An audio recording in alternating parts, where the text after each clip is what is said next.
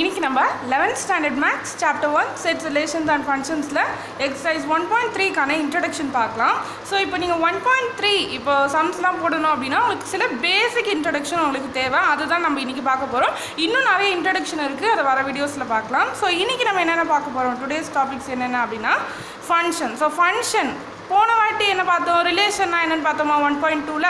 இப்போது இன்றைக்கி வந்து எக்ஸசைஸ் 1.3க்கு என்ன வேணும், நம்மளுக்கு ஃபங்க்ஷன்னா என்ன அப்படிங்கிறது தெரியணும். டொமைன்னா என்ன, கோடொமைன்னா என்ன, ப்ரீ இமேஜ்னா என்ன, இமேஜ்னா என்ன, ரேஞ்சுனா என்ன, இது ஃபுல்லாக அந்த ஃபங்க்ஷன்லேயே அடங்கிடும். ஃபங்க்ஷனுக்குள்ளே நம்ம எடுத்தோம் அப்படின்னா எது டொமைன், எது கோடொமைன், எது அதில் ப்ரீ இமேஜ், எதெல்லாம் இமேஜ், எதெல்லாம் ரேஞ்ச் அப்படிங்கிறது. Then lastly types of function. So ஃபங்க்ஷன்ஸில் எத்தனை டைப்ஸ் இருக்குது, அது என்னென்ன வித் எக்ஸாம்பிள்ஸ் நம்ம பார்த்துடலாம். ஸோ ஃபர்ஸ்ட் நம்ம என்ன பார்க்க போகிறோம், ஃபங்க்ஷன்னா என்னன்றதை பார்த்துடலாம்.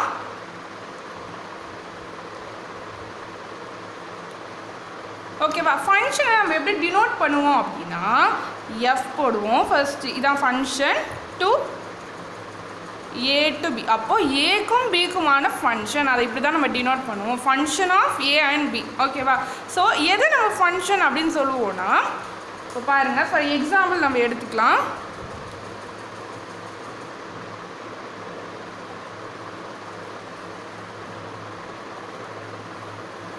ஏ பி சி டின்னு எடுத்துக்கலாம். நெக்ஸ்ட்டு 1 2 3 4.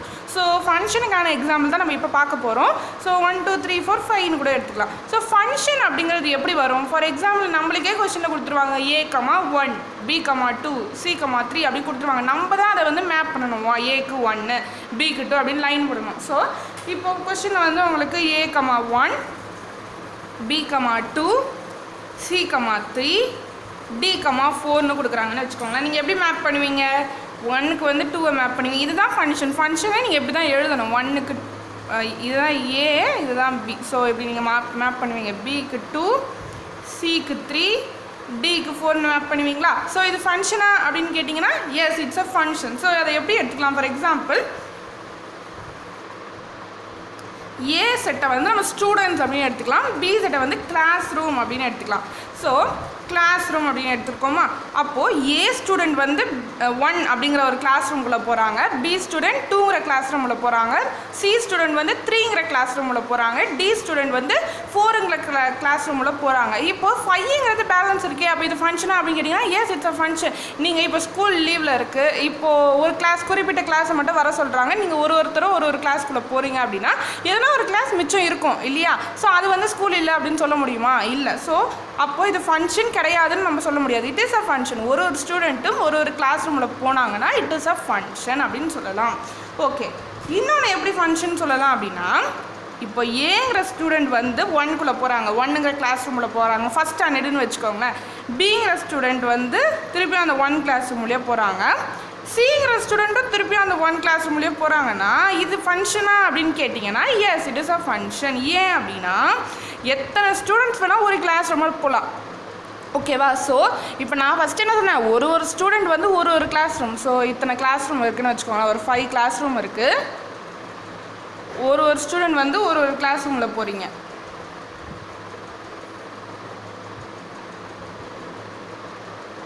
ஓகேவா, ஒரு ஸ்டூடெண்ட் வந்து எங்கே போகிறீங்க, ஒரு கிளாஸ் ரூமில் என்ட்ரு ஆகுறீங்க. ஸோ இப்படி இருந்தால் அது வந்து ஒரு ஃபங்க்ஷன் அப்படிங்கிறத நம்ம சொல்லலாம்.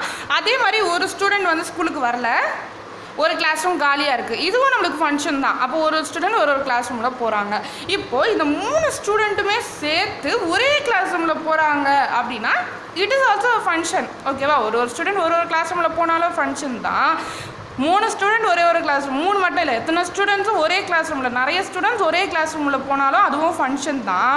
பட் ஒரே ஒரு ஸ்டூடெண்ட், இப்போ ஏ மட்டும் ஒரே ஒரு ஸ்டூடெண்ட் தான், ஏ 1 கிளாஸ் ரூமுக்கு போகிறாங்க, 2 கிளாஸ் ரூமில் போகிறாங்க, 3 கிளாஸ் ரூமில் போனாங்கன்னா இட் இஸ் அ ஃபங்க்ஷனா, இல்லை, it is not a function. நீங்கள் எப்படி ஒரே ஒரு ஆள் தான் இருக்கீங்க, நீங்கள் எப்படி 3 கிளாஸ் ரூம்லையும் ஒரே நேரத்தில் போக முடியாது. அப்போது அது ஃபங்க்ஷனாக கிடையாது. அப்போது ஒரு ஸ்டூடெண்ட்டு அட் அ டைம் ஒரே ஒரு கிளாஸ் ரூமில் தான் போக முடியும். ஆனால் நிறைய ஸ்டூடெண்ட் அட் அ டைம் ஒரு கிளாஸ் ரூமில் போக முடியும். அதை நீங்கள் அந்த பேசிக் கான்செப்டை புரிஞ்சுக்கோங்க. நீங்கள் இப்படி வச்சு படிச்சிங்கன்னா உங்களுக்கு ஈஸியாக இருக்கும். அப்போ எதெல்லாம் ஃபங்க்ஷன் நம்ம சொல்லுவோம், இப்போது ஒரு ஸ்டூடெண்ட்டு ஒரு ஸ்டூடெண்ட் ஒரு கிளாஸ் ரூமில் போனாங்கன்னா அதை ஃபங்க்ஷன் சொல்லுவோம்.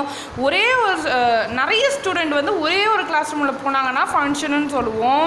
அதே மாதிரி ஒரு கிளாஸ் ரூம் மிச்சம் இருந்தாலும் ஒரு ஸ்டூடெண்ட் மிச்சம் இருந்தால் அதை ஃபங்க்ஷன். ஸோ இப்போ ஃபார் எக்ஸாம்பிள் இங்கே டிஇன்னு ஒன்று இருக்குது, ஈங்கிற எலிமெண்ட் இருக்குது, இங்கே 5A இல்லை. ஸோ இப்போ நம்ம ஈக்கு பேர் பண்ண எதுவுமே இல்லையா? ஸோ இப்போ பார்த்தீங்கன்னா இங்கே ஈங்கிறது தனியாக நிற்கிது, கிளாஸ் ரூமே இல்லாமல் இந்த ஸ்டூடெண்ட் மட்டும் தனியாக நிற்கிறாங்க. ஸோ அங்கே எந்த கிளாஸ் ரூமும் கிடையாது, இங்கே பேர் பண்ண எதுவுமே இல்லை. ஸோ அவங்க ஈக்கமாக சம்திங் எதுவுமே கொடுக்கல அப்படின்னா it is also not a function. அப்போது ஒரு ஸ்டூடெண்ட்டுக்கு கிளாஸ் ரூம் இல்லைன்னா ஃபங்க்ஷனாக அது இல்லை, it is not a function. அப்போது நம்ம என்னென்ன சொல்லலாம் ஃபங்க்ஷனுக்கு எக்ஸாம்பிள்ஸ்? ஒரு ஸ்டூடெண்ட் ஒரு கிளாஸ்க்குள்ளே நுழைஞ்சால் அதை ஃபங்க்ஷன் சொல்லுவோம். நிறைய ஸ்டூடெண்ட் ஒரு கிளாஸ்க்குள்ளே நுழைஞ்சால் ஃபங்க்ஷன் சொல்லுவோம். ஓகேவா? இது ரெண்டும் ஃபங்க்ஷனுக்கு எக்ஸாம்பிள். நாட் அ ஃபங்க்ஷனுக்கு எப்படி சொல்லுவீங்க? ஒரே ஒரு ஸ்டூடெண்ட் நிறைய கிளாஸ் ரூமில் போனால் அது நாட் அ ஃபங்க்ஷன். அதே மாதிரி ஒரு ஸ்டூடெண்ட்டுக்கு கிளாஸ் ரூம் ஒன்று இல்லை அப்படின்னா அதுவும் நாட் அ ஃபங்க்ஷன். ஸோ இதுதான் ஃபங்க்ஷனோட basic concept. Next domain, codomain, range, pre image, இமேஜ்னா என்னென்னு பார்க்கலாம். அதுக்கு ஒரு எக்ஸாம்பிள் நம்ம எடுத்துக்கலாம். இப்போ என்னென்ன பார்க்க போகிறோம்? Domain, codomain, pre image, image, range, இதெல்லாம் என்னென்னு பார்க்கலாம். அப்போ அதுக்கு ஒரு எக்ஸாம்பிளை நம்ம எடுத்துக்கலாம்.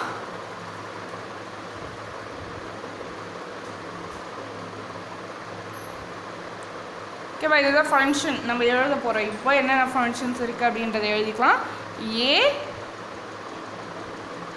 பி சிடின்னு எலிமெண்ட்ஸ் இருக்குது. அதே மாதிரி இங்கே வந்து 1 2 3 4 5 எலிமெண்ட்ஸ் இருக்குது. இதுதான் செட் ஏ, இதுதான் செட் பி. ஸோ இது ரெண்டுத்துக்கும் தான் இப்போ ஃபங்க்ஷன் எழுதியிருக்கோம். இப்போது எதெல்லாம் டொமைன் சொல்லுவோம் அப்படின்னா, டொமைன் அப்படிங்கிறது இந்த செட் ஏ இருக்கு இல்லையா, ஏங்கிற செட்டு ஃபுல்லாக அந்த ஸ்டூடெண்ட்ஸ்ன்னு நம்ம சொல்கிறோம் இல்லையா, அந்த ஸ்டூடெண்ட்ஸ் தான் என்னது டொமைன். இந்த ஏ செட் தான் என்னது டொமைன். கவா நீங்கள் வேணும்னா ஸ்டூடெண்ட்ஸ் அப்படின்னு எடுத்துக்கோங்க. உங்களுக்கு அண்டர்ஸ்டாண்டிங்க்கு நீங்கள் வந்து இப்படி எழுதிக்கலாம். அப்போ தான் உங்களுக்கு ஈஸியாக புரியும். ஸோ அந்த ஸ்டூடெண்ட்ஸ்ன்னு நம்மளுக்கு கரெக்டாக சொல்கிறோம் இல்லையா, இத்தனை ஸ்டூடெண்ட்ஸ் அத்தனை ஸ்டூடெண்ட்ஸ் சொல்கிறோம் இல்லையா, அதுதான் டொமைன். இப்போது கோடொமைன்னா என்னவாக இருக்கும்? Classrooms. அப்போது ஸ்டூடெண்ட்ஸை நம்ம டொமைன்னு சொன்னோம்னா கிளாஸ் ரூம் தான் என்னது பி செட்டு ஃபுல்லாக நம்ம என்ன சொல்கிறோம்? கோடொமைன் அப்படின்னு சொல்கிறோம். புரியுதா? இது வந்து கிளாஸ் ரூம். அப்போது டொமைன்னா என்னது? ஏ செட்டை ஃபுல்லாக டொமைன் சொல்கிறோம், பி செட்டை ஃபுல்லாக கோடொமைன் சொல்கிறோம். அப்போ ப்ரீ இமேஜ் தான் என்ன? இந்த ஸ்டூடெண்ட்ஸ் என்னென்ன ஸ்டூடெண்ட்ஸ் பேர் என்னென்ன, யார் ஸ்டூடெண்ட்ஸ் இருக்காங்க? A student, B student, C student, D student சொல்கிறோம் இல்லையா, அதுதான் ப்ரீ இமேஜ். ஸோ அந்த எலிமெண்ட்டை தான் நம்ம என்ன சொல்கிறோம்? ப்ரீ இமேஜ்னு சொல்கிறோம். ப்ரீ இமேஜுக்கு ஆப்போசிட் என்னது?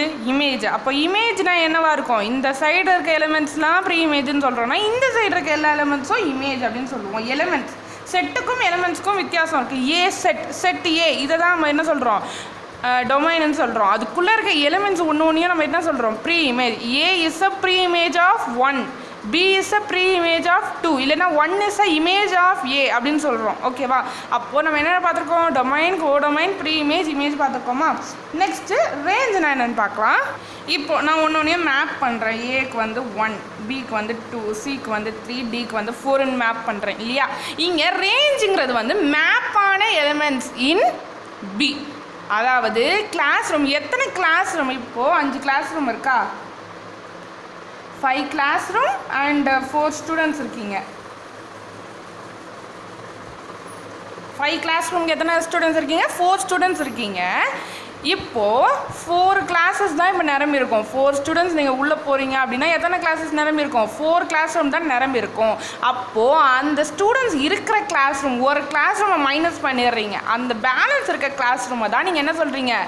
ரேஞ்ச் அப்படின்னு சொல்கிறீங்க. அதாவது மேப்பான எலிமெண்ட்ஸ். இப்போ ஏக்கு 1 மேப் ஆகிருக்கு, பிக்கு 2 மேப் ஆகிருக்கு, சிக்கு 3 மேப் ஆகிருக்கு, டிக்கு 4 மேப் ஆகிருக்கு, 5க்கு மேப்பிங் இல்லை. அப்போ மேப்பான எலிமெண்ட்ஸ்னால் என்னது? 1 2 3 4 இதுதான் மேப் ஆகிருக்கு. அப்போ மேப்பான எலிமெண்ட்ஸ் தான் என்ன சொல்கிறோம்? ரேஞ்ச் அப்படின்னு சொல்கிறோம். நீங்கள் மேலே எழுதிக்கோங்க, மேப்டு எலிமெண்ட்ஸ். அதை நம்ம மேப் பண்ணியிருந்தோம் அப்படின்னா அது என்னது? ரேஞ்ச் அப்படின்னு சொல்கிறோம். இப்போ 5, இந்த 5ஐயும் சேர்த்து நம்ம சொல்கிறது தான் என்னது? கோடொமைன். 1 2 3 4 5 சொல்கிறது தான் என்னது இமேஜ். இப்போ வெறும் அது செட் மேப் ஆனது மட்டும் சொல்கிறது என்னது ரேஞ்சு. ஓகேவா? அப்போது கிளாஸ் ரூம் ஒன்று மிச்சம் இருக்குது அப்படின்னா அதை இன்க்ளூட் பண்ணாமல் அந்த 4 கிளாஸ் ரூமை மட்டும் சொல்கிறது தான் ரேஞ்ச். மேப்பான எலிமெண்ட் ஸ்டூடெண்ட்ஸ் கிளாஸ் ரூமில் ஸ்டூடெண்ட்ஸ் உள்ளே போன கிளாஸ் ரூமை மட்டும் நம்ம சொல்கிறது தான் ரேஞ்ச். ஓகேவா?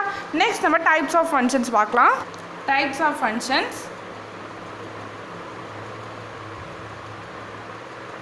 டைப்ஸ் ஆஃப் ஃபங்க்ஷன்ஸை பார்த்தோம்னா நம்மளுக்கு 4 டைப்ஸ் இருக்கும். அவங்க வந்து கொடுத்துருக்கிறது வெறும் 3 டைப்ஸ் தான் கொடுத்துருக்காங்க. ஒன்று வந்து 1 to 1 ஃபங்க்ஷன், இன்னொன்று ஆன் டு ஃபங்க்ஷன், இன்னொன்று பைஜெக்டிவ் ஃபங்க்ஷன் கொடுத்துருக்காங்க. மெனி டு 1 ஃபங்க்ஷன் இன்னொன்று இருக்குது, அதையும் நம்ம இன்றைக்கி பார்த்துடலாம். ஸோ ஃபர்ஸ்ட் வந்து 1 to 1 ஃபங்க்ஷன்னா என்னென்னு பார்க்கலாம். 1 to 1 ஃபங்க்ஷன். ஸோ இந்த பேர்லேயே நீங்கள் கண்டுபிடிச்சிருப்பீங்க 1 to 1 1 to 1 அப்படின்னா ஃபார் எக்ஸாம்பிள் இப்போ நம்ம ஒரு செட் எடுத்துக்கிறோம்னு வச்சுக்கோங்க. ABCDன்னு செட் எடுக்கிறோம். அதே மாதிரி இங்கேயும் 1 2 3 4 5ன்னு எடுக்கிறோம். ஸோ இப்போ ஏக்கு வந்து 1 அவங்க கொஸ்டினில் இப்போ கொடுத்துருக்காங்க. ஏ வந்து 1, B 2, C 3, D4ன்னு கொஸ்டினில் கொடுத்துருக்காங்க. நீங்கள் அதுக்கு ஏற்ற மாதிரி மேப் பண்ணணும். 1க்கு வந்து ஏக்கு வந்து 1, பிக்கு வந்து 2, சிக்கு 3, டிக்கு 4ன்னு மேப் பண்ணுறீங்க. ஸோ இதை தான் நீங்கள் 1 to 1 ஃபங்க்ஷன் சொல்கிறீங்க. அதாவது ஒரே ஒரு ஸ்டூடெண்ட்டு ஒரே ஒரு கிளாஸ் ரூமில் போனால் அதை தான் நீங்கள் 1 to 1 ஃபங்க்ஷன் அப்படின்னு சொல்கிறீங்க. ஒரு ஸ்டூடெண்ட்டும் அவங்களுக்குன்னு ஒரு கிளாஸ் ரூம் இருக்கும் இல்லையா, அந்தந்த கிளாஸ் ரூமில் போகிறதுக்கு பேர் தான் என்னது 1 to 1 ஃபங்க்ஷன். அப்போ ஏங்கிறது 1க்கு ஏங்கிறது 3 2க்கு மேப்பாக இருந்தால் அது என்னது it is not a function. ஃபங்க்ஷனுக்குள்ளேயே அது அடங்காது. ஆனால் ஏபிசிங்கிறது 1ல் இருந்துச்சு, அது அப்படி இருந்தால் என்னென்னா அது that is many to 1 function. Many to 1. ஓகேவா? நிறைய எலிமெண்ட்ஸ் ஒரே ஒரு எலிமெண்ட்ஸுக்கு மேப் ஆச்சு அப்படின்னா அதுதான் மெனி டு 1 ஃபங்க்ஷன். ஓகேவா? ஸோ இப்போ ஏங்கிறது 1க்கு மேப் ஆகிருக்கு, பிங்கிறது 2க்கு மேப் ஆகிருக்கு, சிங்கிறது 3க்கு மேப் ஆகிருக்கு, 4ங்கிறது டிக்கு மேப் ஆகிருக்கு. அப்படின்னா it is a 1 to 1 function. ஒரு எலிமெண்ட்ஸும் ஒரு ஸ்டூடெண்ட்ஸும் ஒரு கிளாஸ் ரூமில் போகிறாங்க. ஓகேவா? ஸோ ஏங்கிறது 1, பிங்கிறது 2 அப்படிங்கிறது தான் நம்ம 1 to 1 ஃபங்க்ஷன் அப்படிங்கிறத சொல்கிறோம். நெக்ஸ்ட்டு ஆன் டு ஃபங்க்ஷன்னா என்னென்னு பார்க்கலாம்.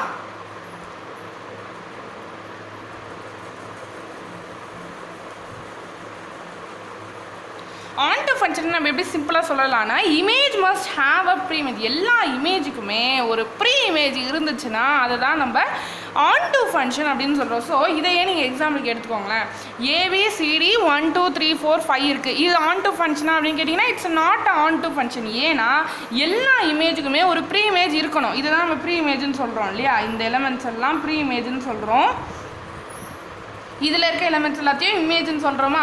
அப்போ எல்லா இமேஜுக்குமே ஒரு ப்ரீ இமேஜ் இருக்கணும். ஆனால் இங்கே 1 2 3 4 இமேஜுக்கு மட்டும்தான் ப்ரீ இமேஜ் இருக்குது. ஆனால் 5க்கு ப்ரீ இமேஜ் கிடையாது. So it is not on to function but it is a 1 to function. இது 1 to ஃபங்க்ஷன் தான், ஆனால் ஆன் டு ஃபங்க்ஷன் கிடையாது. ஓகேவா? ஸோ இப்போ ஆன் டு ஃபங்க்ஷனுக்கே நம்ம ஒரு எக்ஸாம்பிள் எடுத்துக்கலாம்.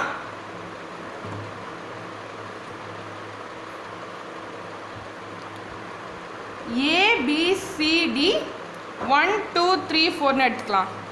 அப்போது அவங்க கொஸ்டினில் for example 1, A, 1, B, 2, C, 3, D, 4ன்னு கொடுத்துருக்காங்க. இப்போ நான் வந்து மேப் பண்ணுறேன். ABCDன்னு மேப் பண்ணுறேன். ஓகேவா? ஸோ இதை தான் நம்ம ஆன் டு ஃபங்க்ஷன் அப்படின்னு சொல்கிறோம். அப்போ இதுதான் என்னது ப்ரீ இமேஜா இமேஜா இதுதான் ப்ரீ இமேஜ். இதில் இருக்க எலிமெண்ட்ஸ்லாம் என்னது ஏ செட்டில் இருக்க எலிமெண்ட்ஸ்லாம் என்னது ப்ரீ இமேஜ், பி செட்டில் இருக்க எல்லா எலிமெண்ட்ஸும் இமேஜ்.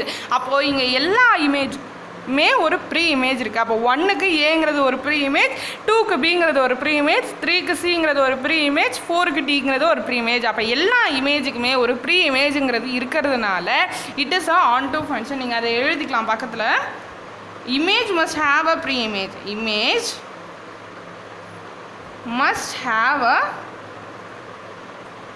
Pre image. அந்த ஃபார்மெட்டில் இருந்துச்சுன்னா நீங்கள் அதை என்ன சொல்லுவீங்க ஆன் டு ஃபங்க்ஷன் அப்படின்னு சொல்லுவீங்க.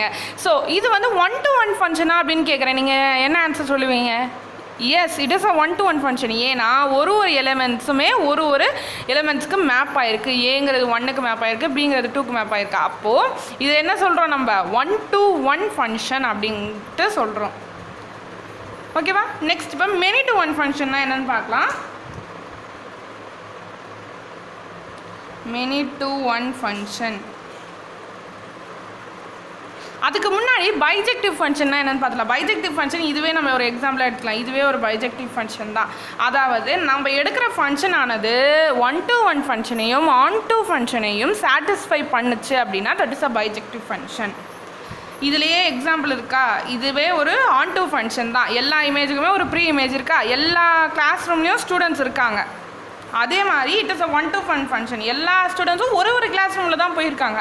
அப்போ இது என்னது on-to ஃபங்க்ஷனா, அதே மாதிரி 1-to-1 ஃபங்க்ஷனா. அப்போது 1-to-1 ஃபங்க்ஷனும் on-to ஃபங்க்ஷனும் சாட்டிஸ்ஃபை ஆச்சு அப்படின்னா அதுதான் நம்ம பைஜெக்டிவ் ஃபங்க்ஷன் அப்படின்னு சொல்கிறோம்.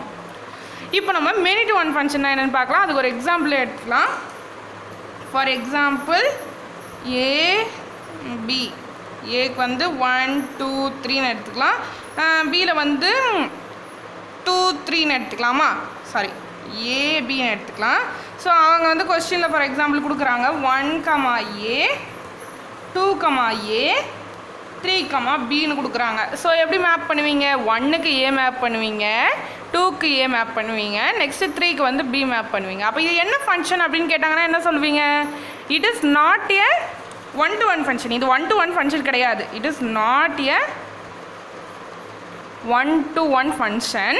இது on-to ஃபங்க்ஷனா அப்படின்னு கேட்டால் என்ன சொல்லுவீங்க, எல்லா இமேஜுக்குமே ஒரு ப்ரீ இமேஜ் இருக்கா அப்படின்னு கேட்டாங்கன்னா என்ன சொல்லுவீங்க, ஆமாம் எல்லா இமேஜுக்குமே ஒரு ப்ரீ இமேஜ் இருக்குது. ஸோ இது வந்து ஒரு on-to ஃபங்க்ஷன் அப்படின்னு நம்ம சொல்லலாம். நெக்ஸ்ட்டு இது many-to-1 ஃபங்க்ஷனாக கேட்டாங்கன்னா என்ன சொல்லுவீங்க, yes it is a many-to-1 function. ஏன்னா நிறைய எலிமெண்ட்ஸ் வந்து ஒரே ஒரு எலிமெண்ட்ஸ்க்கு மேப் ஆயிருக்கு. நிறைய ஸ்டூடெண்ட்ஸ் இருக்காங்க, ஓகேவா, ஒரு 5 ஸ்டூடெண்ட் இருக்காங்க. அதில் 3 ஸ்டூடெண்ட் வந்து ஒரே ஒரு கிளாஸ் ரூமில் போகிறாங்கன்னா அது என்னது many-to-1 ஃபங்க்ஷன். நிறைய ஸ்டூடெண்ட்ஸு ஒரே ஒரு கிளாஸ் ரூமில் யூஸ் பண்ணாங்க அப்படின்னா அதுக்குள்ளே போனாங்க அப்படின்னா அதை தான் நம்ம many-to-1 ஃபங்க்ஷன் அப்படிங்கிறத சொல்லணும். S it is a many-to-1 function. ஓகேவா, அப்போ டைப்ஸ் ஆஃப் ஃபங்க்ஷனில் என்னென்ன பார்த்துருக்கோம், 1-to-1 ஃபங்க்ஷன் பார்த்துருக்கோம், on-to பார்த்துருக்கோம், பைஜெக்டிவ் பார்த்துருக்கோம், many-to-1 ஃபங்க்ஷன் பார்த்துருக்கோம். அப்போ இதெல்லாம் தான் நீங்கள் 1.3க்கு நீங்கள் பேசிக்காக தெரிஞ்சுக்க வேண்டியது. பேலன்ஸ் இன்ட்ரடக்ஷனை நம்ம வேறு வீடியோவில் பார்க்கலாம். தேங்க்யூ.